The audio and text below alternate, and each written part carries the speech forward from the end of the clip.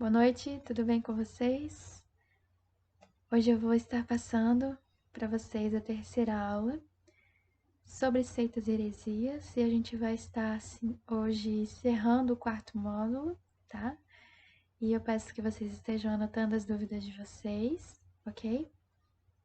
Eu tentei resumir bastante o conteúdo para vocês, para não ficar um vídeo muito longo, muito extenso, tá? Hoje a gente vai falar sobre o islamismo, os muçulmanos, sobre o judaísmo e sobre a nova era. Muçulmanos. Muçulmanos e cristãos compartilham algumas das crenças sobre Jesus, né? Acreditam que ele nasceu da Virgem Maria, que foi o Messias enviado para o povo de Israel, acreditam que ele voltará nos últimos tempos, mas uma coisa que separa, né, os muçulmanos dos crentes, dos cristãos, é que eles não acreditam que Jesus é Deus, eles não acreditam que ele é o Filho de Deus e eles não acreditam na Trindade. No Alcorão tá escrito isso, tem uma passagem lá dizendo isso. Eu não vou citar aqui para vocês porque é muita coisa para estar sendo falada hoje, tá? Os muçulmanos, eles devem acreditar e amar todos os profetas. Rejeitar um é rejeitar todo o credo do Islã. Eles acreditam que Jesus foi em uma longa linhagem de profetas e mensageiros. Eles acreditam que Jesus era apenas um mensageiro da parte de Deus, tá? Só que nós sabemos que não, né? Que ele veio para chamar as pessoas a adorar o único Deus e que ele veio especificamente para o povo de Israel, que na época tinha se desviado dos caminhos de Deus, né? Mas sabemos que ele também veio através dele, todo o mundo foi alcançado, né? Tem a oportunidade de receber a salvação, né? Que mesmo aqueles que não eram, né, os judeus, no caso os gentios, né, nós tivemos, recebemos esse amor de Deus, né? Recebemos essa graça sobre as nossas vidas. Mas os muçulmanos amam e admiram muito Jesus.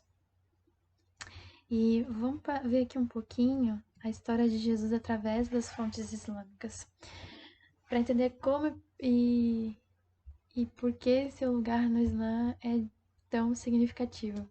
Eles acreditam que no primeiro milagre de Jesus conta-se assim. O Alcorão nos informa que Maria, filha de Imra, era jovem mulher, solteira, casta e virtuosa, devotada à adoração de Deus. Um dia, enquanto estava em reclusão, o anjo Gabriel veio a Maria e informou-lhe que seria mãe de Jesus. Sua resposta foi de medo, choque e desânimo. E Maria, né, veio a conceber Jesus e quando chegou o momento de seu nascimento, ela se afastou de sua família, viajou para as proximidades de Belém. Aos pés de uma tamareira, Maria deu à luz a seu filho Jesus. Quando Maria descansou e se recuperou da dor e temor envolvendo dar à luz sozinha, percebeu que devia retornar para sua família. Maria estava temerosa e ansiosa enquanto envolvia a criança e embalava em seus braços. Como ela poderia explicar o seu nascimento a seu povo? Ela atendeu às palavras de Deus e tomou o caminho de volta para Jerusalém. Deus sabia que se Maria tentasse explicar, seu povo não acreditaria nela. Então, em sua sabedoria, disse para ela não falar. Então, desde o primeiro momento que Maria se aproximou de seu povo, eles começaram a acusá-la, mas ela manteve a sabedoria e seguiu as instruções de Deus e se recusou a responder. Essa mulher casta e tímida meramente apontou para a criança em seus braços. Então os homens e mulheres que cercavam Maria olharam para ela de forma incrédula e exigiram saber como poderiam falar com o bebê, como o bebê poderia responder, né? Então, pela permissão de Deus, Jesus, filho de Maria, ainda um bebê, realizou seu primeiro milagre, e ele falou e explicou a eles quem era e para o que tinha vindo. Então, é isso que eles acreditam, tá? Agora vamos ver um pouquinho da história do islamismo. Iniciou-se com Abraão há cerca de 2000 anos antes de Cristo, onde, biblicamente, em Gênesis 16, onde ele gera um filho fora do casamento com a sua serva, Agar. Ali surgindo um filho fora da promessa de Deus. E diz que se ali iniciou o islamismo. Na tradição muçulmana, Maomé é visto como o último de uma série de profetas principais. Maomé relatou revelações que ele acreditava serem de Deus, transmitidas a ele através do arcanjo Gabriel. O conteúdo dessa revelação compõe um livro sagrado ao Corão, memorizado e transcrito e gravado por seus companheiros. Durante essa época, Maomé pregava ao povo da cidade de Meca, implorando-lhes a abandonar o politeísmo e adorar um único Deus. Embora alguns tenham se convertido ao Islã,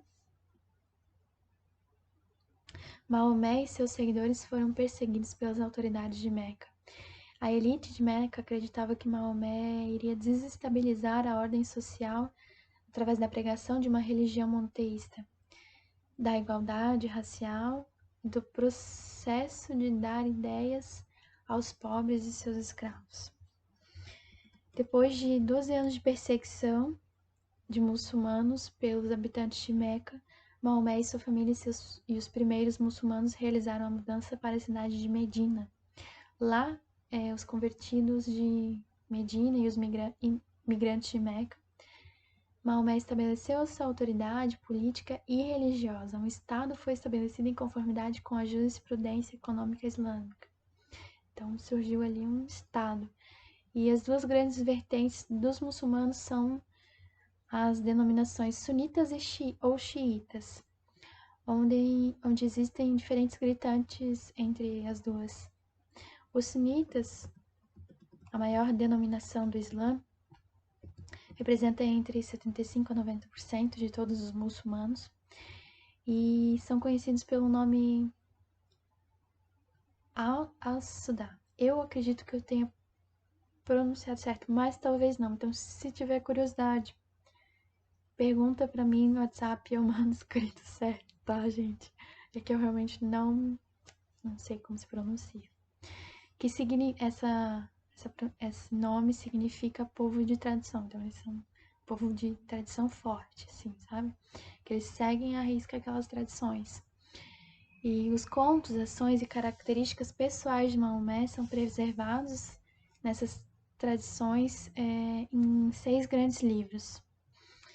E os sunitas acreditam que os primeiros 4 califas eram os legítimos sucessores de Maomé, uma vez que Deus não especificou nenhum líder específico para sucedê-lo, e os líderes foram eleitos, então eles acreditavam que essa era a vontade de Deus.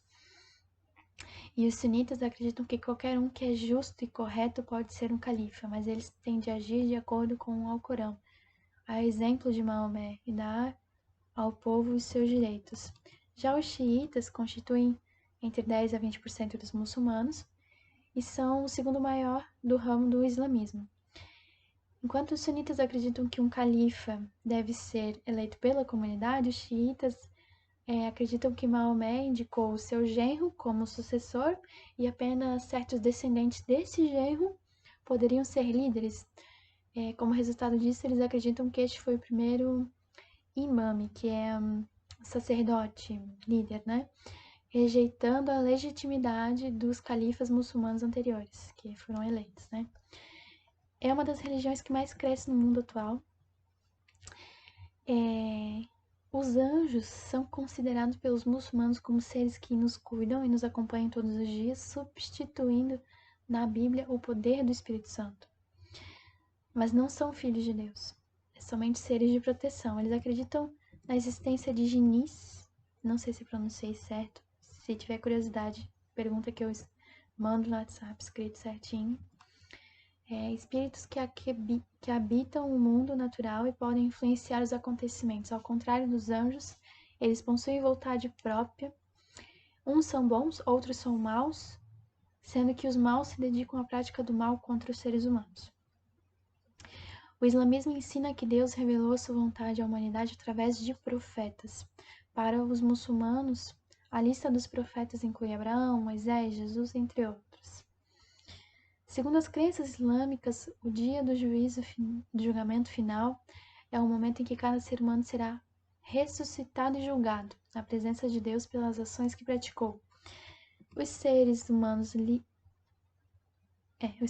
livres de pecado serão enviados diretamente para o paraíso, enquanto os que foram pecadores devem permanecer algum tempo no inferno antes de poderem também entrar no paraíso. Só que a palavra de Deus diz que aqueles que forem para o inferno, acabou, vão permanecer lá. As únicas pessoas que permanecerão para eles, as únicas pessoas que permanecerão para sempre no inferno são os hipócritas religiosos. Isto é, aqueles que se diziam muçulmanos, mas de fato não praticavam, né, o que eles acreditam. Eles também acreditam que o julgamento final será antecedido por vários sinais, como o nascimento do sol no poente, o som de uma trombeta e o aparecimento de uma besta. Os 5 pilares do Islã são 5 deveres básicos de cada muçulmano, que é a recitação e a aceitação da crença, acreditar que Maomé é o verdadeiro profeta de Deus e que somente ele recebeu de Deus a capacidade de transcrever as ordens divinas ao povo. Orar 5 vezes ao longo do dia, oração em horários pré-definidos, onde eles devem se dirigir à mesquita, mas se não puder, orar em um lugar apropriado. Pagar esmolas, ajudar os necessitados, né? Observar o jejum do Ramadã, 1 mês ao ano, separar para a consagração a Deus, onde não se consome alimentos nem se realiza ato sexual entre o nascer e o pôr do sol. Fazer a peregrinação a Meca, se tiver condições físicas e financeiras, sendo Meca o local onde Maomé recebeu a revelação de Deus, e deve-se buscar para eles a todo custo visitar esse local onde Deus realmente se faz presente na terra para eles. O Deus do islamismo é o mesmo Deus do cristianismo?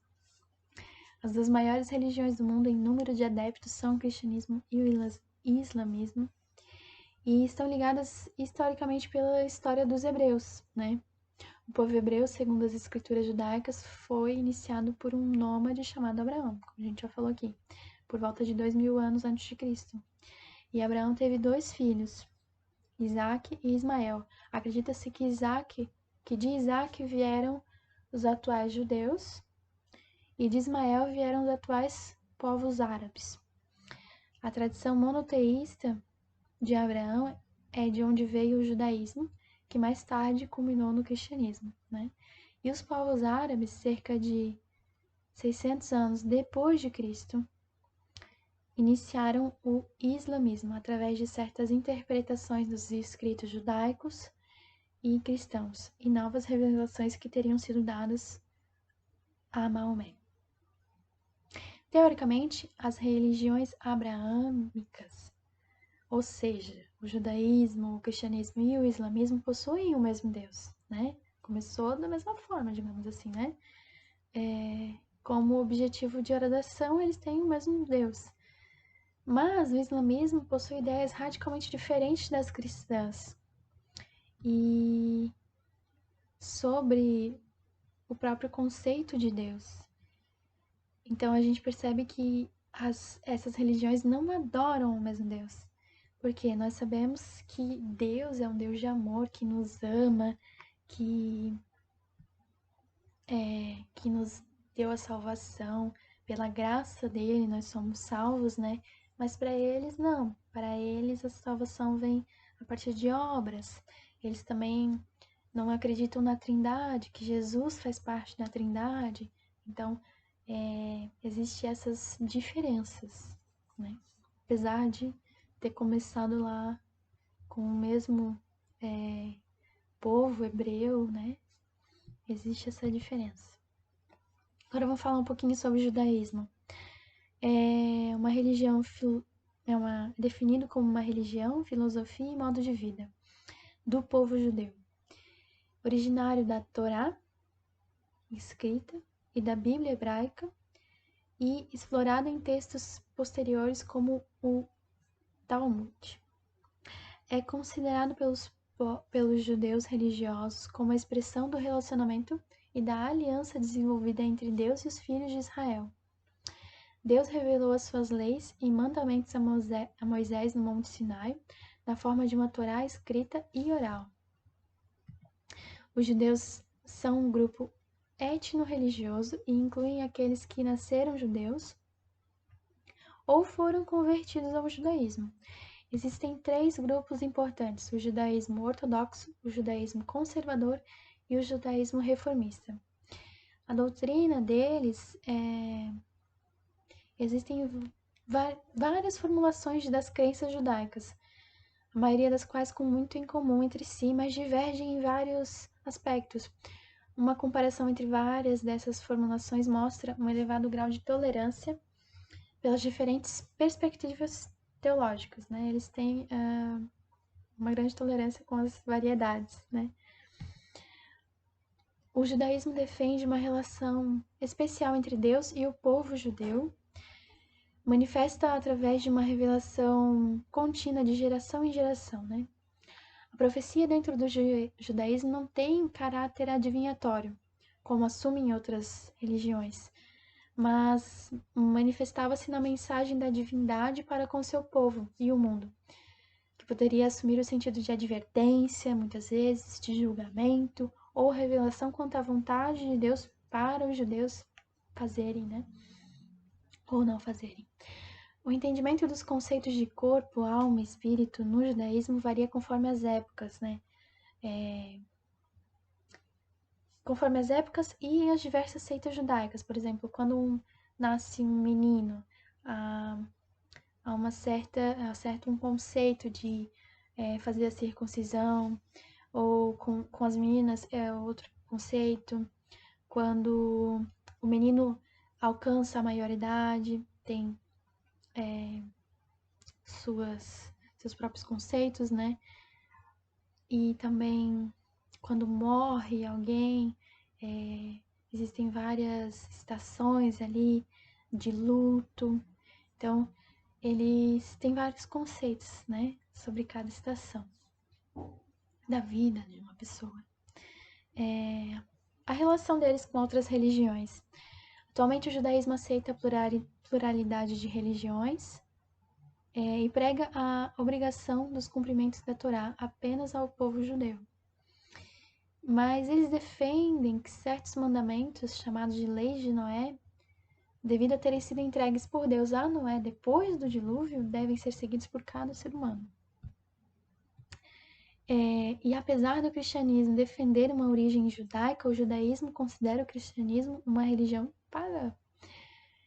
Apesar da existência de judeus convertidos ao cristianismo e outras religiões, não existe nenhuma forma de judaísmo rabínico que aceite as doutrinas do cristianismo como a divindade de Jesus ou a crença em seu caráter messiânico.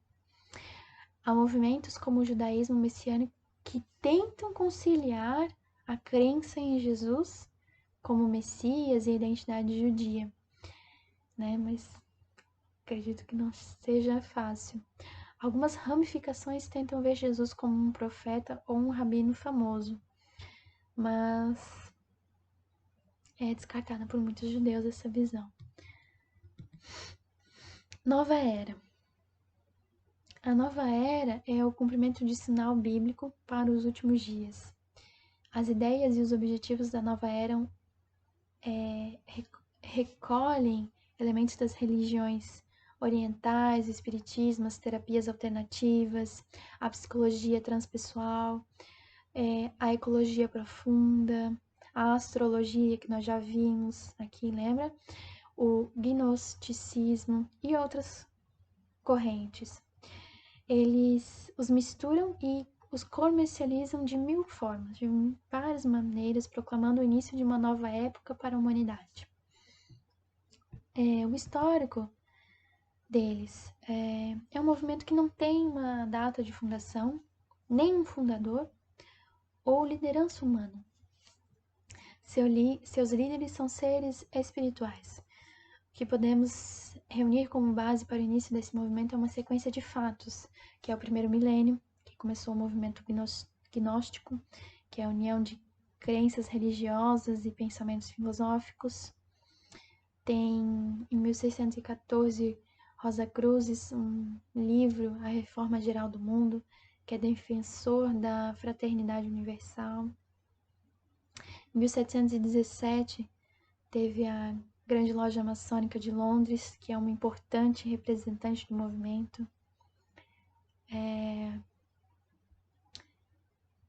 Em 1835 surgiram os transcendentalistas.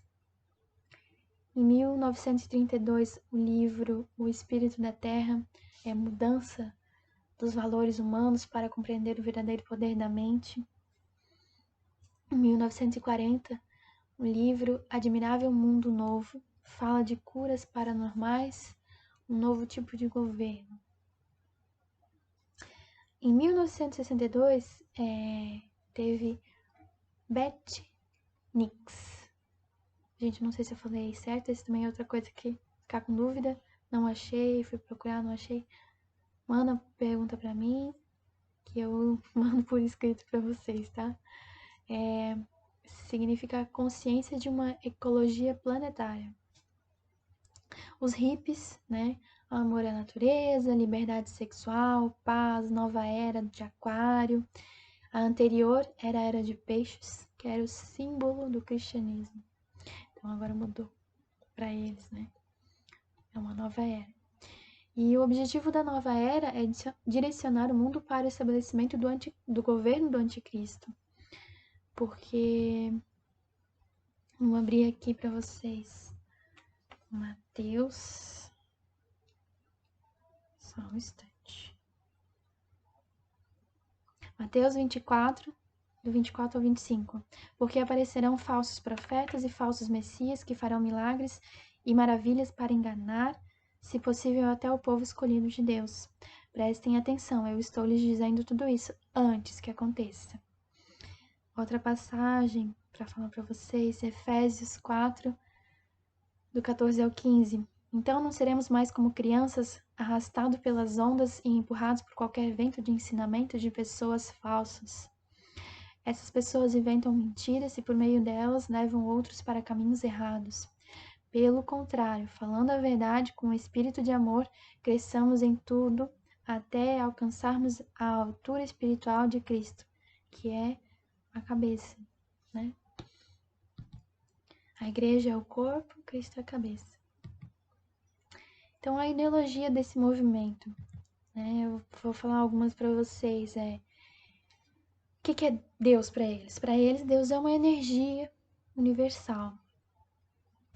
Mas lá em João 17,3, nós temos que e a vida eterna é esta, que eles conheçam a ti, que és o único Deus verdadeiro, e conheçam também Jesus Cristo, que enviaste. Então, nós sabemos que ele é um ser pessoal, que ele é o único e que ele é verdadeiro. Leiam também Deuteronômio 6:4. Jesus, para eles, é apenas um mestre iluminado, mas a palavra de Deus diz lá em João 1, do 1 ao 3. No princípio era... Aqui, ó. No começo aquele que a palavra já existia. Ele estava com Deus e era Deus. Desde o princípio, a palavra estava com Deus. Por meio da palavra, Deus fez todas as coisas. E nada do que existe foi feito sem ela. Então, desde o princípio, Jesus estava lá, né? Estava com Deus, estava junto com ele, né? Vamos ver aqui. Acho que era esse. Sobre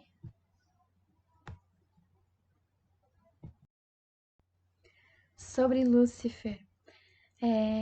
Para eles, Lúcifer não é um ser maligno, pelo contrário, seu próprio nome já declara que ele é um emanador de luz.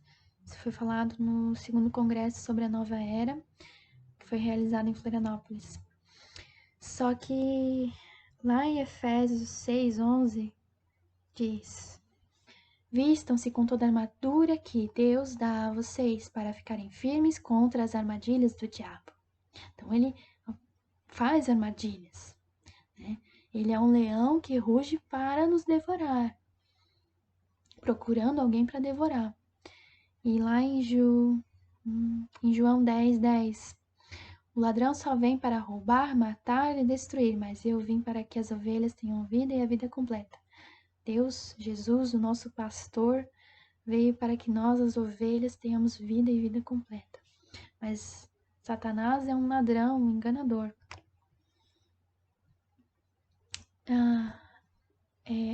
Vamos falar aqui alguns. Vou falar um grupo que apoia a Nova Era, o Greenpeace, né, dos Estados Unidos, organização ambiental que tem como objetivo despertar uma consciência planetária.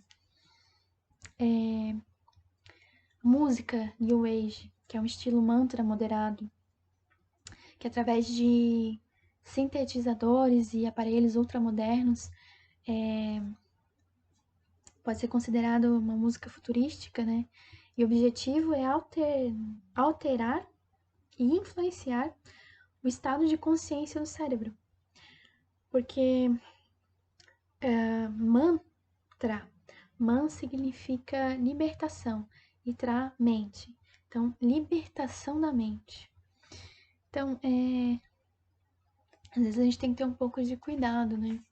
Porque é uma coisa que às vezes a gente não percebe e tá ali na nossa vida e a gente tá alimentando aquilo, né? Por falta de conhecimento, né? Então, em 2 Timóteo 3, do 1 ao 5, fala: lembrem disso, nos últimos dias haverá tempos difíceis, pois muitos serão egoístas, avarentos, orgulhosos, vaidosos, xingadores, ingratos, desobedientes aos seus pais, e não terão respeito pela religião. Não terão amor pelos outros e serão duros, caluniadores, incapazes de se controlarem, violentos e inimigos do bem. Serão traidores, atrevidos e cheios de orgulho.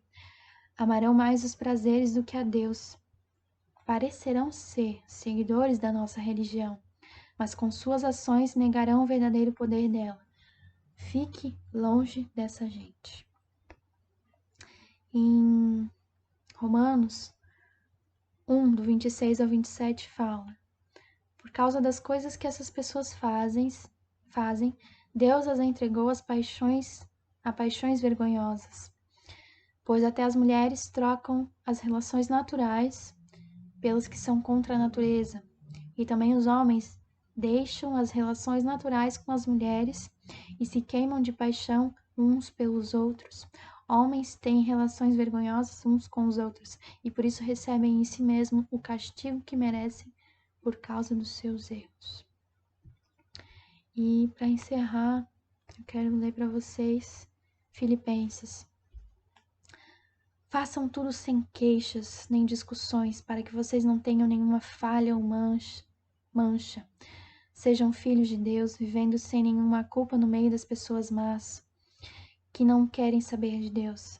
No meio delas, vocês devem brilhar como estrelas do céu, entregando a elas a mensagem da vida. Se agir assim, eu terei motivo de sentir orgulho de vocês no dia de Cristo, pois isso mostrará que todo o meu esforço e todo o meu trabalho não foram inúteis. Então,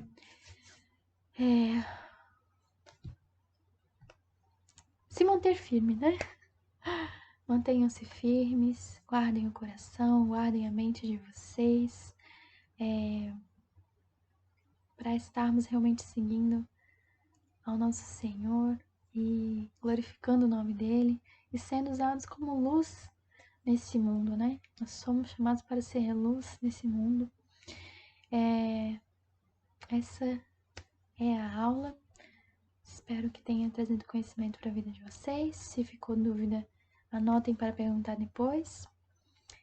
E até mais. Deus abençoe vocês. Tchau, tchau.